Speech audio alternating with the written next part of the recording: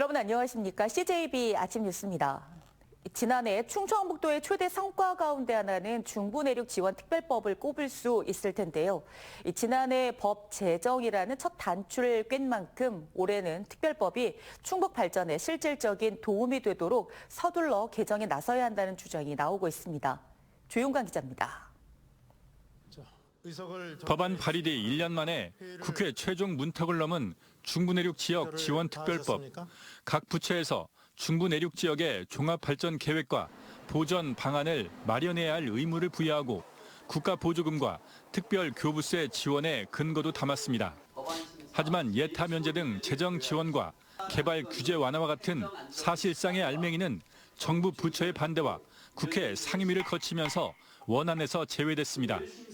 특별법 제정이라는 환호와 동시에 뼈대에 살을 붙이기 위한 법 개정이 필요하다는 목소리가 나왔습니다. 예타를 받게 되면 지역에 사람이 없기 때문에 예타가 안 나오게 되면 또 길이 없고 길이 없으면 또 소멸하고 이런 문제가 악순환됐다고 생각하기 때문에 이 문제를 어떤 형태로든 완화할 수 있는 입법이 더 진행돼야 된다.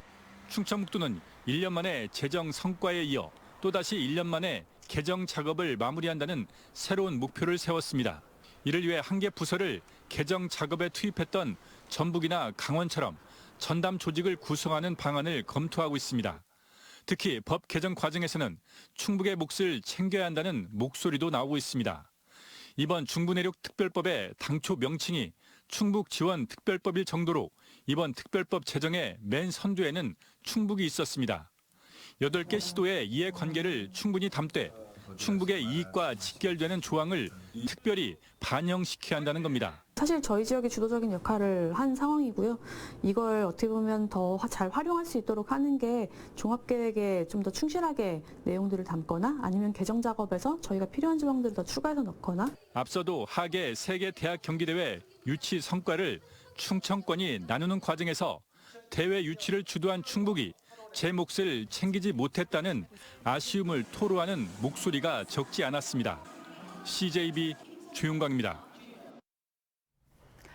한동훈 국민의힘 내 비상대책위원장이 어제 단양 구인사에서 열린 4월 원각 대조사 탄신 112주년 기념 봉축 법회에 참석해 축사했습니다.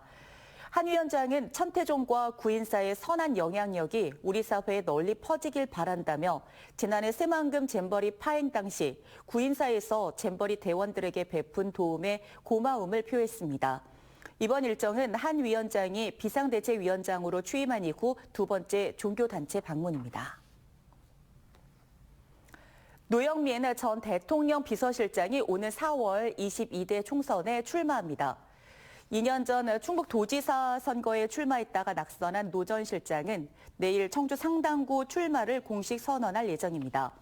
현재 청주 상당에는 국민의힘 정우택 의원과 윤갑근 전 대구 고검장이, 민주당에서는 이강일 전 상당구 지역위원장이 도전장을 냈습니다.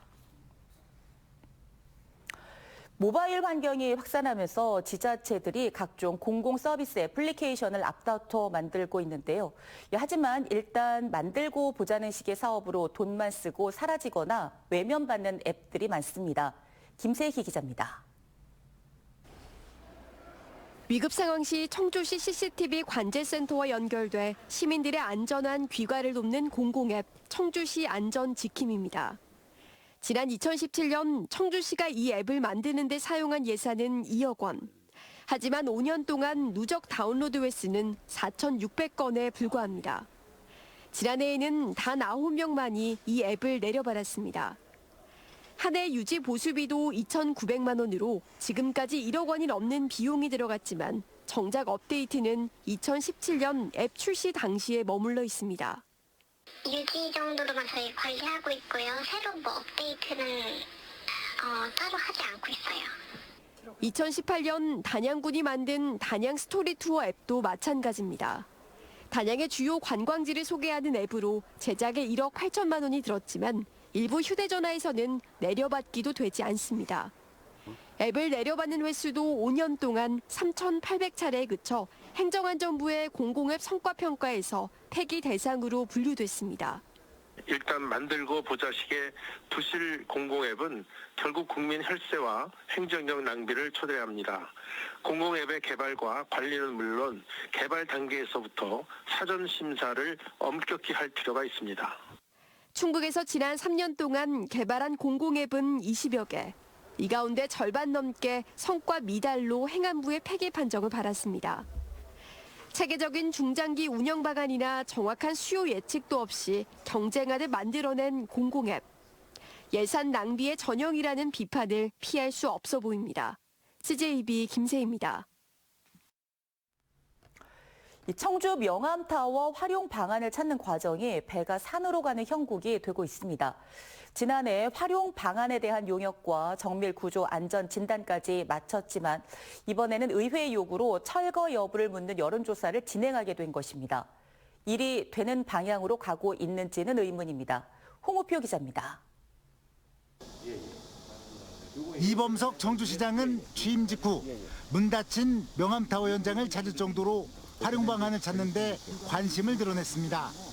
그 결과물이 복합문화공간의 성격을 띠는 리모델링인데 용역비만 8,700만 원이 들어갔습니다.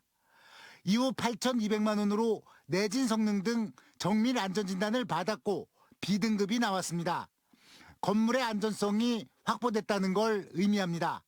그런데 정작 올해 리모델링을 위한 용역비 등 1억 2천여만 원은 의회 농업정책위원회에 문턱을 넘지 못하고 전액 삭감됐습니다.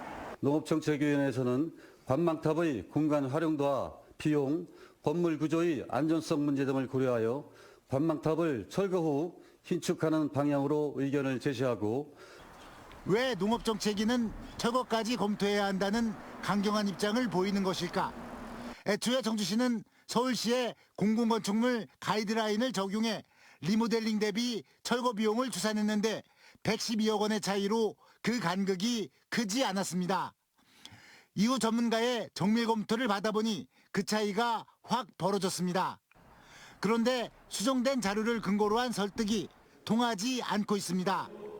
B등급의 공공시설물은 내구 연한이 40년으로 명암타워의 경우 지어진 지 20년이 경과했기 때문에 철거는 낭비 요인이 큽니다. 만약 철거는 했으면 있겠지. 근데 철거하고 난 다음에 거기다 어떤 건물을 지으려면 최소한 300원 이상이 들어가야 된다고. 청주시 재원이 어디 있어? 결국 예산 삭감에 칼자루를 진 의회의 요구로 이달 중으로 리모델링이냐 철거냐를 묻는 여론조사를 진행하는 것으로 결론이 난 상태입니다. 건물 하나를 놓고 어떻게 할까 2년 가까이 우왕좌왕하고 있는 셈으로 이번 여론조사비까지 포함하면 지금까지 활용 방안을 찾겠다며 쓴 돈만 2억 원 가량입니다. CJB 홍우표입니다.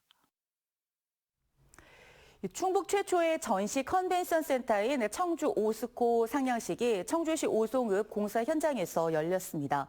상냥식에서는 총 길이 1,189m, 총 중량 2,000톤에 달하는 16개 트러스 가운데 마지막 트러스 설치를 기념하고 현재 공정률 45%인 공사의 안전한 마무리를 기원했습니다.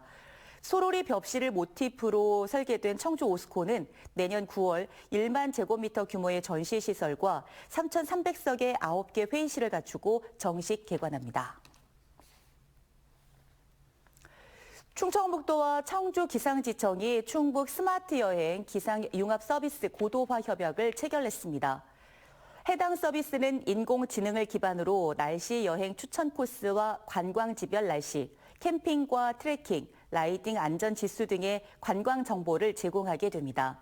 도는 청주기상지청이 개발한 서비스를 도관광 누리집인 충북 나들이를 통해 올해 말부터 제공할 계획입니다. 세종시가 청년 주거 안정을 위해 세종형 반값 1인 가구 임대주택을 공급합니다. 세종형 반값 1인 가구 임대주택은 33제곱미터 이하 규모로 300호를 건설할 계획으로 올해 하반기쯤 4-2 생활권 지편동 1원의 부지를 확보할 계획입니다. 세종시는 고물가와 고금리 등 어려운 경제 여건에 따라 시민 주거 안정을 위한 공급과 지원 정책을 확대할 방침이라고 밝혔습니다. 월악산 악어봉 탐방로가 조성된 지 1년이 넘었지만 여전히 통행은 제한되고 있습니다. 보행교 설치가 늦어진 게 이유인데 이르면 올해 상반기에 정식 개장이 가능할 전망입니다. 안정은 기자입니다. 겨울바람 속 온기를 머금은 듯 불그스름하게 동면에 든 악어섬. 충주호를 배경으로 여러 마리의 악어가 떠 있는 듯 절경을 뽐내는 곳입니다. 한겨울에도 악어섬을 내려다보기 위해 악어봉을 오르는 사람들이 눈에 띕니다. 정상에 올라갔을 때 보이는 전경이 정말 아름답더라고요. 그래서 왜 악어봉인지 딱 이름이 보일 수 있게끔. 하지만 악어봉 탐방객 대부분이 이용하는 길은 출입이 제한된 비법정 탐방로입니다. 그마저도 횡단보도 하나 없는 국도를 지나야만 갈 수 있습니다. 차들이 쌩쌩 달리는 도로를 건너 좁다란 산길을 오르기까지 여간 위험한 게 아닙니다. 충주시와 월악산 국립공원 사무소가 탐방객들의 안전을 위해 정식 탐방로 조성을 논의한 지 어느덧 10년. 야생동물 보호구역 해제 등 수많은 난관을 거쳐 지난 2022년 탐방로 조성을 마무리했지만 어찌된 일인지 1년 넘게 개방은 요원합니다. 올라가긴 했는데 아무래도 좀 심적으로 좀 꺼려지는 게 있죠. 여기다 세워놓고 금지가 있고 과태료까지 써 있는데 올라간다 하는 것도 조금 좀 꺼려진 것도 있고. 탐방로를 개방할 수 없었던 가장 큰 이유는 바로 보도교 설치입니다. 보도교 디자인 선정과 시공사 변경, 토지 보상 문제 등 풀어야 할 숙제가 많았기 때문입니다. 지난 10월 가까스로 보도교 공사에 착수한 충주시는 올해 안에 정식 탐방로를 개장한다는 목표입니다. 충주 시민들이 이러한 거에 대한 좀 불편함도 호소하고 계시기 때문에 최대한 공사라든가 이런 거에 좀 바로 추진해서 올해 상반기 안으로는 공사가 완료될 수 있도록. 전국적인 SNS 명소로 입소문난 악어봉이 안전한 관광 명소로 거듭나기 위해 속도를 내고 있습니다. CJB 안정은입니다. 음성군이 2023년 대한민국 지역경제대상 3개 분야에서 대상과 금상, 우수상 등 3관왕을 차지했다고 밝혔습니다. 한국지역경제학회와 한국지역경제연구원이 주관하는 대한민국 지역경제대상에서 음성군은 기업 지원 부문에서 전체 1위를 기록해 대상을 차지했고 골목경제 부문은 3위로 금상을, 투자유치 부문은 5위로 우수상을 받았습니다. 증평군은 대형 물류창고 난립을 사전에 막기 위해 유통업 지구 단위계획 수립 지정을 입법 예고했습니다.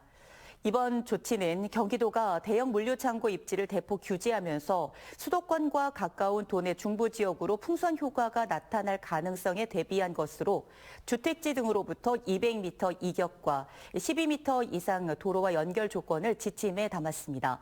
또 구역 경계에 10m 이상 녹지대 설치와 건축물 규모도 제한했습니다. 청주시가 올해 여성 농업인 행복 바우처 지원 사업에 11억 5,600만 원을 편성하고 다음 달 14일까지 신청을 받습니다. 지원 대상은 청주에 사는 20세 이상 73세 미만 여성 농업인 6,800명으로 농지 소유 면적이 5만 제곱미터 미만이어야 합니다. 이들에게는 자부담 2만 원을 포함해 19만 원씩의 행복 바우처 카드가 지급됩니다. 진천구는 올해 사회적 고립 가구의 고독사 예방 사업을 강화한다고 밝혔습니다. 지난해 고독사 위험금 실태 조사를 통해 513명의 대상자를 발굴한 진천구는 올해 일정 기간 유무선 전화 통화 기록이 없는 국민에게 자동 안부 호출을 발송하고 미응답 시 안부를 직접 확인하는 체제를 구축합니다. 괴산군이 산막이 옛길의 옛 명성을 되찾기 위해 관광사업 활성화를 추진합니다. 먼저 사업비 70억 원을 투입한 순환형 생태 휴양길 조성 사업을 올 상반기에 완료하고 올 4월에는 사업비 100억 원을 들여 트리하우스 20개 동과 방문자 센터 등을 산막이 마을 일대에 착공합니다.